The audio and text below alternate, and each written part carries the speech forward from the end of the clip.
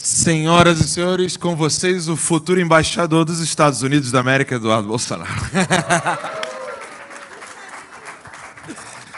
Muito bem, Eduardo. Já conversei aqui com o Matt, com a Mercedes, com a Cassie, e está sendo, assim, inacreditável imaginar o CPAC no Brasil e essa ponte sendo realizada entre Brasil e Estados Unidos para poder cada vez mais fomentar a força do conservadorismo aqui. E eles têm falado muito de aprender conosco, né? Nós que aprendemos tanto com eles, né? O Terça Livre nasceu depois que eu trabalhei no Church Militant, lá nos Estados Unidos, e vi o trabalho do Alex Jones, o pessoal.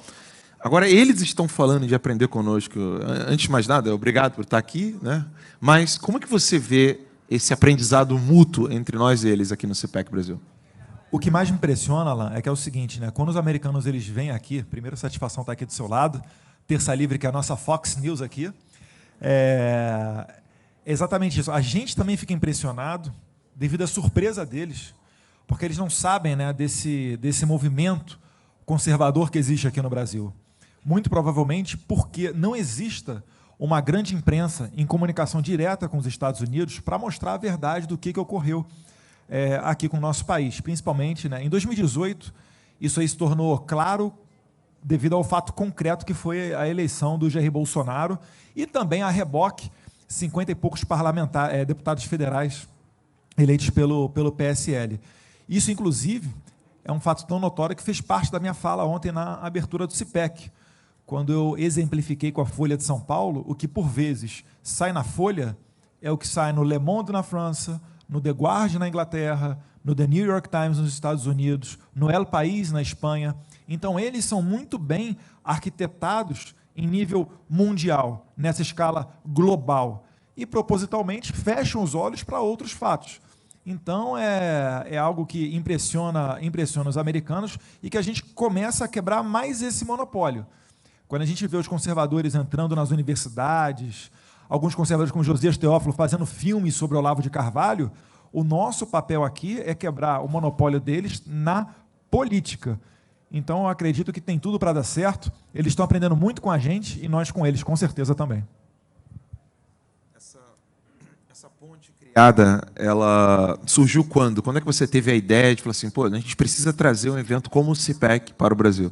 Como é que surgiu isso? O meu amigo André, que mora lá nos Estados Unidos, né, é a pessoa que fala do CPAC, alguns outros amigos em torno também falavam, e quando você começa a ter as aulas com o Olavo, ele chamando a atenção para a questão cultural, para a questão dos meios de comunicação, eu percebi que o fronte, a guerra que a gente trava hoje em dia, é ali. Hoje em dia você não vai ter mais, dificilmente você vai ter uma guerra, pode acontecer, mas a guerra não é mais aquele tanque contra tanque, país contra país. É uma guerra da informação. Eu chego até a imagine que o governo Jair Bolsonaro faça 1000 maravilhas, tire milhões de brasileiros da pobreza, saneamento básico, infraestrutura por todo lado, agronegócio bombando, os industriais lucrando, geração de emprego pleno. Se nós não tivermos uma comunicação, nada disso vai adiantar. A gente acabou esse ano, aí eu me incluo nessa equipe, acabou com o toma lá da cá governamental, o foco da corrupção, você vê só, mensalão, você olha o petrolão, postales, Previ, esquema dentro dos Correios, você acabou com isso tudo numa tacada só, colocando os ministros chamados ministros técnicos. Ou seja, não existe mais o que o americano chama de pork and barrels, não existe mais a institucionalização da corrupção. O governo, o executivo, o presidente não conversa mais com o Congresso na base do toma lá da cá. Toma essa direita, deixa aqui o partido X indicar o Paulo Roberto Costa para a diretoria de abastecimento da Petrobras, deixa o partido Y indicar esse ministro aqui. Então, nessa tacada, você já corta aí pela metade a corrupção do Brasil, né, dentro da esfera federal. Mas isso daí não é divulgado. O que é divulgado? É que o Brasil não está na OCDE, é que a Amazônia está pegando fogo, e eles fazem uma rotativa, né? Parece que todo mês tem um ministro com um alvo nas costas que eles ficam metralhando. É só olhar as capas das revistas. Já teve o Abraham Weintraub com o narizinho de palhaço, já teve o busto do Moro em cimento desmoronando, já teve o ministro Ernesto Araújo. Então, a conclusão disso é que, se não tivermos uma comunicação com a sociedade, vai parecer que o Brasil está indo ladeira abaixo. Vai parecer que o Brasil realmente é governado por uma pessoa autoritária. E não é isso que a gente está vendo. Não é isso, por exemplo, que o ministro Onix apresentou aqui, com a PPI, com a redução, enxugando não só os decretos, mas também os cargos comissionados dentro do governo. Então, o Brasil tem tudo para dar certo. Mas essa guerra tem que ser vencida, porque se nós não vencermos, Alain, eles vão retornar dizendo que são eles que protegem o negro, as mulheres, os índios, o pobre e toda aquela ladainha. Então, todo dia, a gente tem que relembrar que eles deixaram 13 milhões de desempregados, nutriram com o dinheiro dos nossos impostos ditaduras aqui na região, porque o PT é como uma bactéria. Eles estão ali, eles só estão esperando a nossa imunidade reduzir para vir com tudo de novo. E o que esperar agora dos próximos anos do CIPEC? Pretende continuar? Como é que está essa conversação com os americanos? Ontem a abertura foi muito empolgante, né? Inclusive um deles falou que aqui é a melhor estrutura que eles viram internacionalmente. Então, de todos os CIPECs, do Japão, Coreia do Sul, Austrália, o Brasil está top na estrutura e eu acho que tem tudo para ser um evento anual. Nós não conversamos com relação a isso ainda, mas eu gostaria de fazer, sim, um CIPEC, pelo menos um CIPEC, todos os anos, para que a gente afine o discurso, para que a gente veja como é que a gente faz a defesa da Amazônia com Dom Bertrand, como é que a gente resgata a história com o professor Rafael Nogueira, como é que a gente trava essa batalha dentro da política com o ministro Onyx Lorenzoni. Então, é para a gente se manter mobilizado. Eu sei que pode parecer cansativo, mas o preço da liberdade é a eterna vigilância. A Cassie falou que o Brasil, uma das coisas, ela e o Matt, né, uma das coisas que mais impactaram foi a energy, né, a energia. Eles falaram que os eventos conservadores lá são eles estão assim, maravilhados. Esses grupos aí, o Direito a Minas, Movimento Conservador, pessoal de Paranavaí, acampamento. Se não falar acampamento agora, você é degolado. Pessoal do acampamento Lava Jato, tem vários movimentos, né? Eles estavam muito empolgados. Inclusive, entrem no Twitter dos americanos, lá do Matt, da Casey, vocês vão ver vocês lá quicando, pulando, e eles elogiando. A Casey chegou até a falar, né? Parece até um jogo de futebol. Ela falou. Tá vendo como é que tem positivo?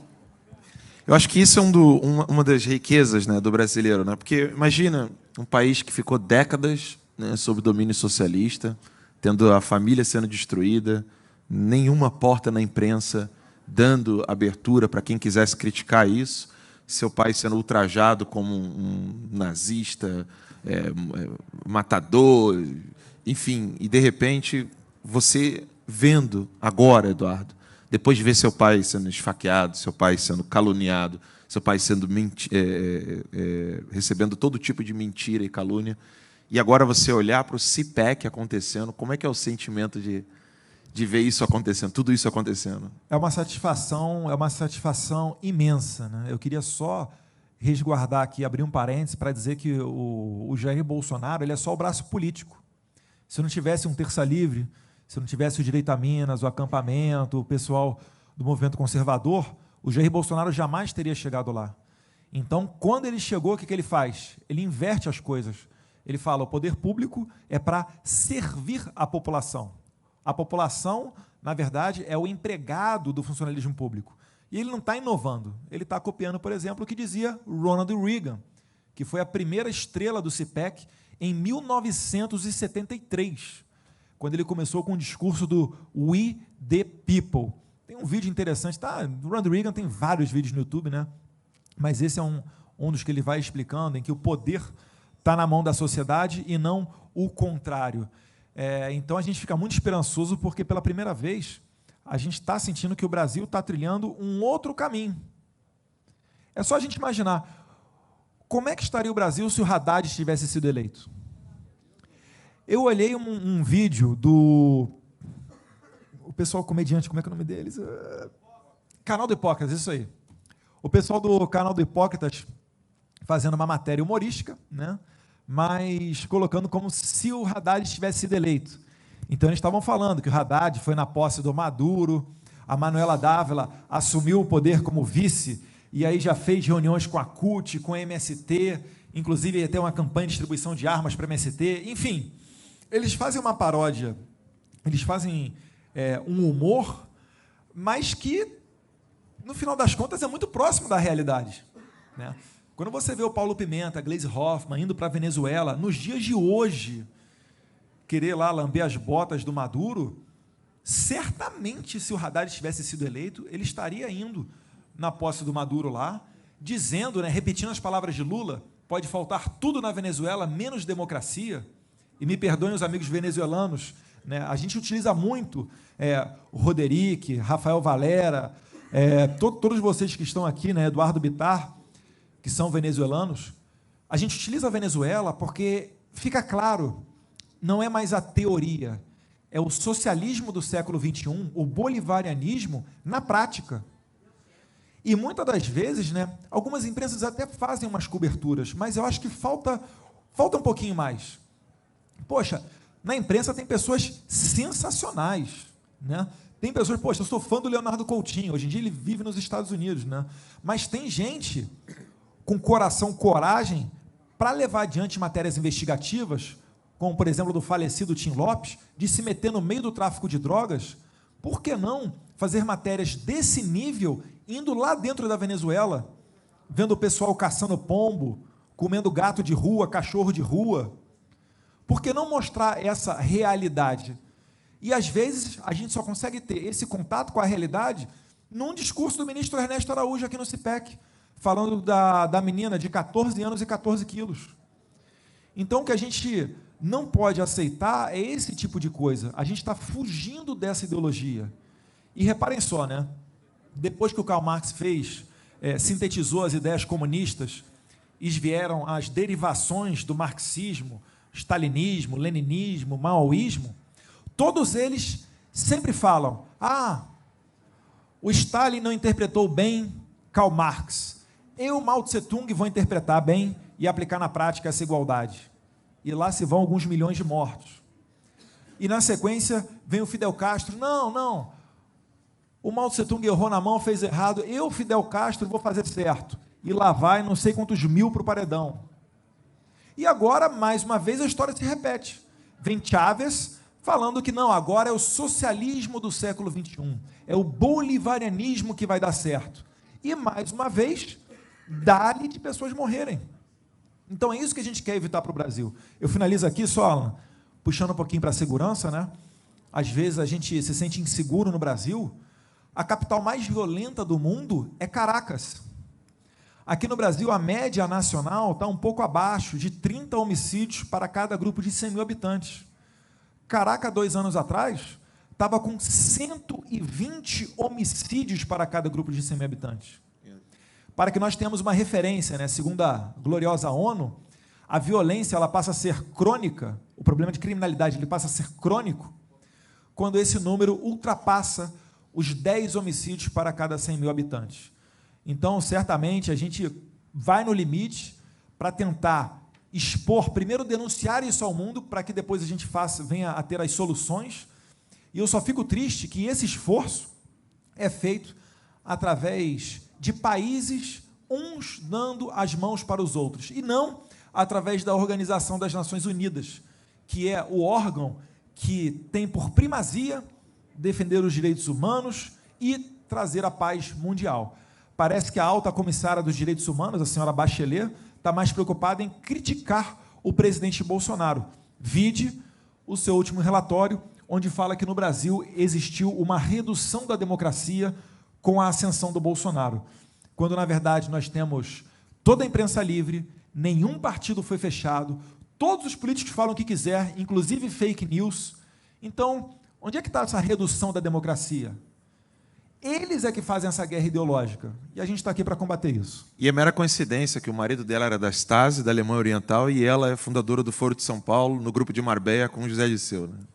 Ela tem muito que explicar agora com a delação do Léo Pinheiro, né, sobre a OAS. Sim. Alguns milhões, depois de Venezuela, Cuba, Nicarágua e países africanos, agora a bola está com a senhorita Bachelet para explicar sobre essa delação do Léo Pinheiro. Bem, muito obrigado, Eduardo Bolsonaro. Eu que agradeço, mais uma vez. Obrigado pela força aí. E finalizo aqui só pedindo para vocês, já que nós somos livres e fortes nas redes sociais, para que sigam os colegas do Rumbo Libertad.